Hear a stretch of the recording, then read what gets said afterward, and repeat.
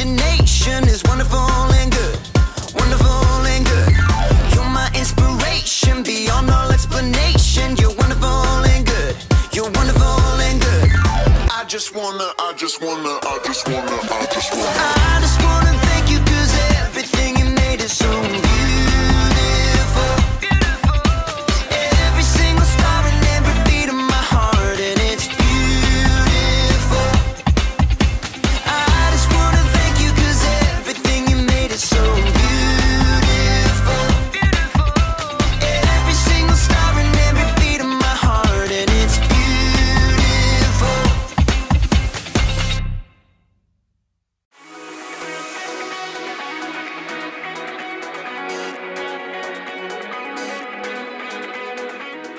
Hey everybody, I'm Graham, candy connoisseur, and I'm here to talk about individuality. Individuality is discovering who you are meant to be so that you can make a difference. Every single one of us is an individual.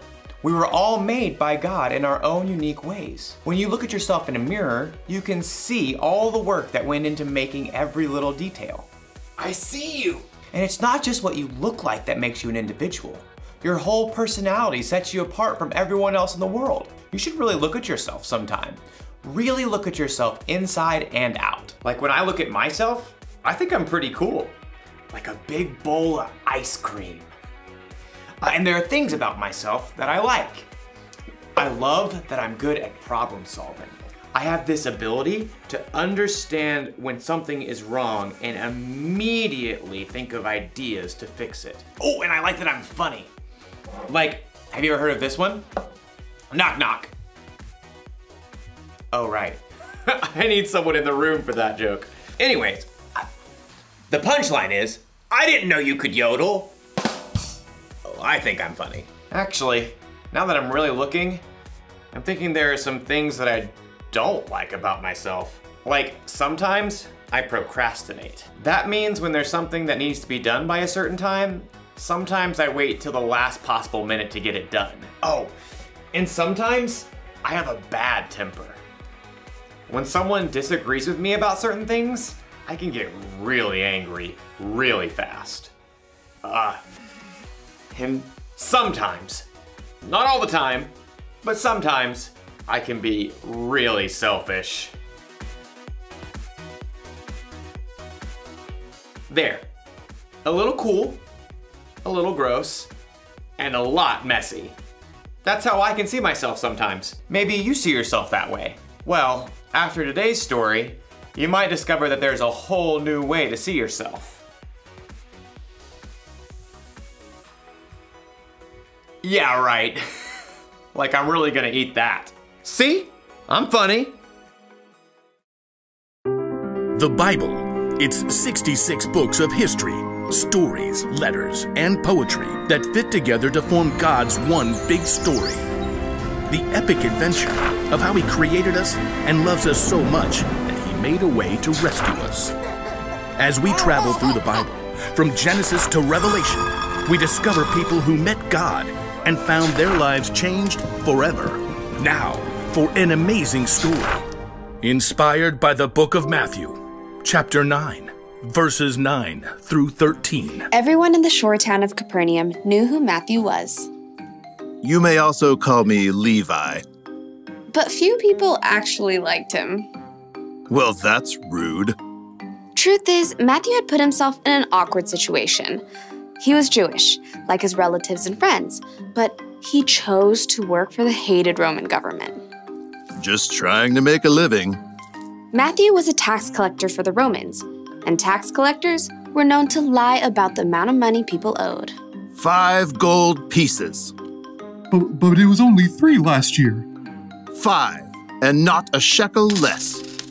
After collecting money, the tax collectors would keep the extra for themselves. Many of them grew rich by robbing the poorest people in their towns. In fact, tax collectors and sinners were considered to be the same thing. Hey, I work hard.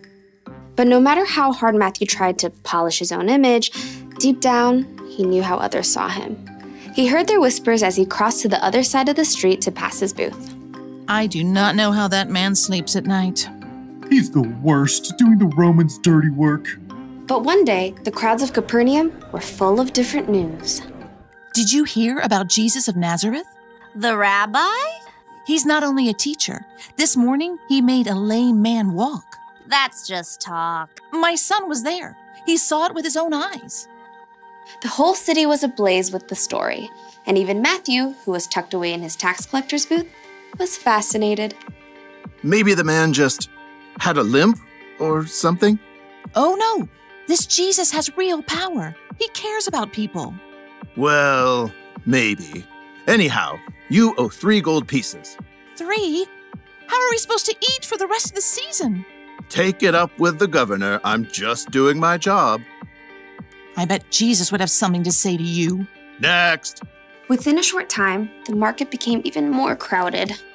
Jesus! Jesus is coming this way! From his booth, Matthew craned to see. Though he was curious, deep down, he had to admit that no rabbi would have kind words for him. I'm a fool. Even my own people hate me. Suddenly, the crowds parted. Just down the street, Matthew could see a tall man with a rugged face and piercing eyes. A group of common fishermen followed at his heels. It's Jesus. Matthew watched, waiting for the rabbi to pass him by. Instead, Jesus stopped right in front of Matthew's booth. Rabbi?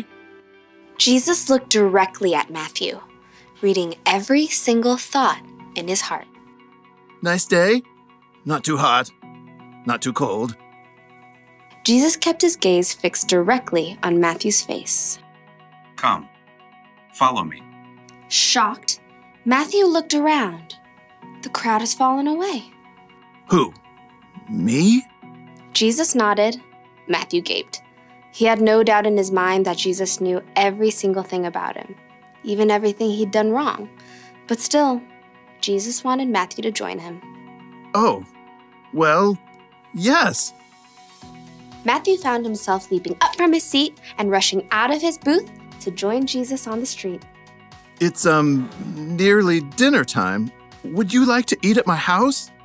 To Matthew's amazement, Jesus and his followers turned their steps towards Matthew's home. Quickly, Matthew sent out word to everyone he knew.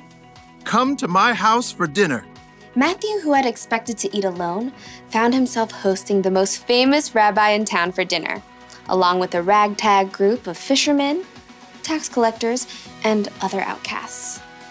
Jesus doesn't care what I've done. He thinks I can be better, that I'm worthy to follow him. But while Matthew rejoiced to discover his brand new identity, the city's religious leaders were horrified by what Jesus had done. They sidled up to Jesus' disciples. Why does your teacher eat with tax collectors and sinners? You know, that's a great question. Jesus overheard the religious leaders and answered the question himself. Those who are healthy don't need a doctor. Sick people do. I have not come to get those who think they are right with God to follow me. I have come to get sinners to follow me. Preposterous.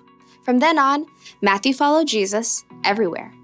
With his own eyes, he had seen more of the things that Jesus had done than nearly anyone else. Near the end of his life, he wrote down all the stories he had witnessed and gathered so that others too could know Jesus.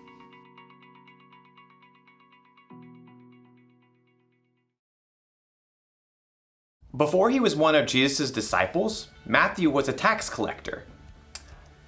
Tax collectors were kind of known for cheating people out of their money. Other people would have called Matthew a sinner, and it would have been true.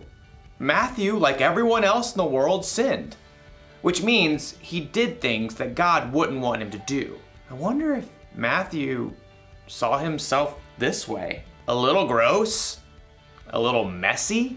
He might have felt ashamed, even worthless. But then something happened. He met Jesus. Jesus chose Matthew to follow him, even though Matthew sometimes did things he shouldn't. Even though he was a sinner, Jesus wants you to follow him too. He wants you to know him and trust him.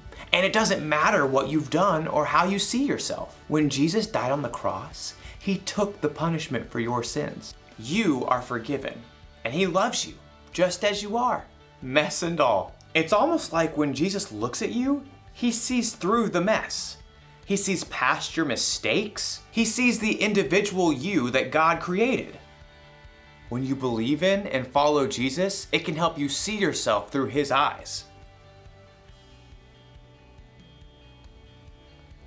And it's so much better that way.